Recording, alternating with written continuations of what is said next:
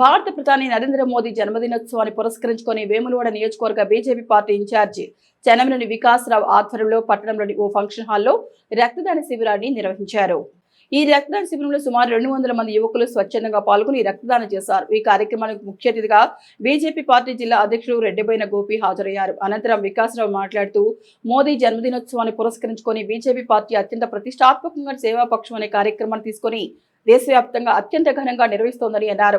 ఈ సందర్భంగా 15 రోజుల పాటు ప్రత్యేక కార్యక్రమాలు నిర్వహిస్తూ దేశ ప్రధాని జన్మదిన ఉత్సవాన్ని ఘనంగా జరుపుకునేందుకు ఏర్పాటు చేస్తున్నట్లు ఆయన వివరించారు. ఈ సందర్భంగా రక్తదానంలో పాల్గొనే 200 మంది యువకులను వికాసరావు ప్రత్యేకంగా అభినందించి మెమోంటోలు అందించారు. ఈ కార్యక్రమంలో బీజేపీ రాష్ట్ర కార్యవర్గ సభ్యులు ఎర్ర మహేష్, అల్లాడి రమేష్, బీజేపీ జిల్లా ప్రధాన కార్యదర్శి శ్రీకొండ శ్రీనివాస్, వేములవాడ పట్టణ బీజేపీ అధ్యక్షుడు రాపల్లి శ్రీధర్, అర్బన్ మండల అధ్యక్షుడు బుర్రా శేఖర్, రూరల్ అధ్యక్షుడు బూరా పరమేష్, చందుర్తి మండల అధ్యక్షుడు ముక్కిల విజేందర్, నాయకులు చింతపల్లి వెంకటేశ్వరరావు, బండా మల్లేశం యాదవ్, రేగుల రాజ్ కుమార్, రేగుల సంతోష్ బాబు, పిన్నింటి హనుమాన్లు, పల్లం అన్నపూర్ణ, కాట్కం శ్రీనివాస్, అన్నం నర్సయ్య, వివిధ మండలాల బీజేపీ నాయకులు, కార్యకర్తలు పెద్ద సంఖ్యలో పాల్గొన్నారు.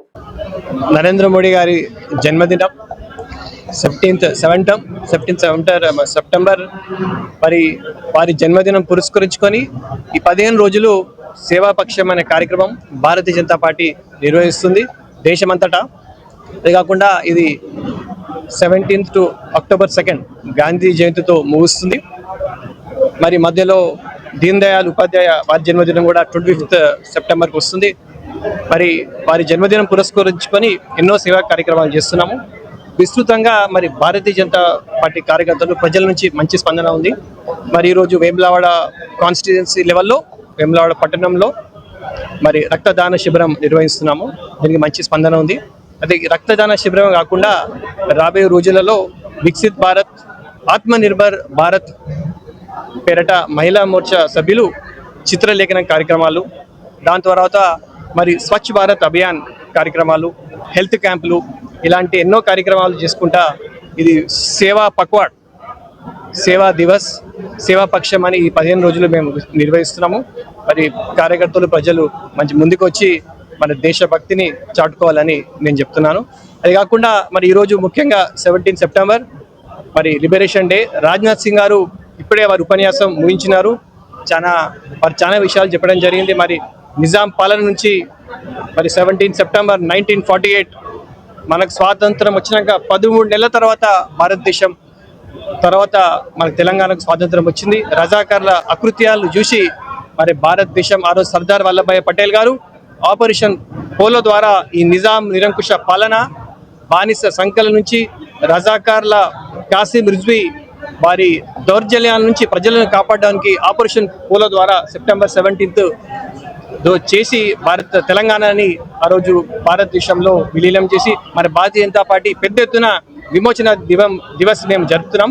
మరి కేంద్ర ప్రభుత్వం మరి అధికారికంగా 2022 నుంచి ఇది లిబరేషన్ డేగా జరుపుతున్నాం. పక్క రాష్ట్రాలైన మహారాష్ట్ర, కర్ణాటక వాళ్ళు కూడా ఇదివరకు హైదరాబాద్ రాష్ట్రంలో భాగం ఉంటే వాళ్ళు చేస్తున్నారు. కానీ తెలంగాణ మరి ఎందుకు బుజ్జగింపు రాజకీయాలు ఏమో కానీ వారు అధికారికంగా గత 10 సంవత్సరాలు టీఆర్ఎస్ చేయలేదు, ఇప్పుడు కాంగ్రెస్ ప్రభుత్వం చేస్తలేదు. మా డిమాండ్ ఏంటంటే సెప్టెంబర్ 17th 1948 మరి ఈ సెప్టెంబర్ 17th అధికారికంగా లిబరేషన్ డే వాళ్ళు జరపాలని ప్రభుత్వాన్ని మేము కోరుకుంటున్నాం. ప్రజలందరికీ తెలంగాణ విమోచన దినోత్సవ శుభాకాంక్షలు తెలుపుతూ, అదే రకంగా విశ్వకర్మ జయంతి సందర్భంగా అందరికీ శుభాకాంక్షలు తెలుపుతూ మరి ఈరోజు భారతదేశాన్ని విశ్వగురువుగా చేసే మన ప్రధాని నరేంద్ర మోదీ గారి 75వ జన్మదినం సందర్భంగా ఈరోజు సిరిసిల్ల జిల్లాలోని వేములవాడ నియోజకవర్గంలో రక్తదాన శిబిరం ఏర్పాటు చేయడం జరిగింది. 75వ జన్మదినం సందర్భంగా మినిమం 75 యూనిట్ల రక్తాన్ని సేకరించి రక్తం తక్కువ ఉన్న ప్రజలకు అందించే కార్యక్రమంలో భాగంగా ఈరోజు భారతీయ జనతా పార్టీ నాయకులు, కార్యకర్తలు అందరూ ఇక్కడికి వచ్చి వాళ్ళ వంతు సహాయ సహకారాలు చేస్తున్నారు.